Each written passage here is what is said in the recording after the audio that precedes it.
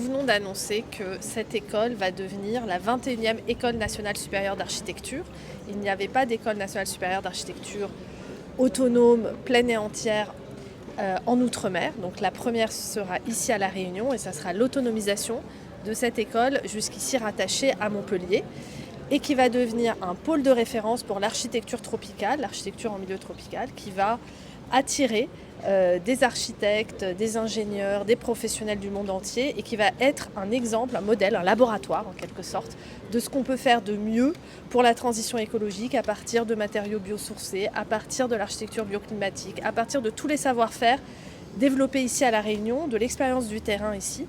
Donc c'est non seulement une bonne nouvelle pour La Réunion, mais c'est une bonne nouvelle pour l'architecture et pour l'avenir de la construction, du logement, de notre habitat, de nos espaces de vie, parce que l'architecture de demain va devoir forcément penser la transition écologique différemment.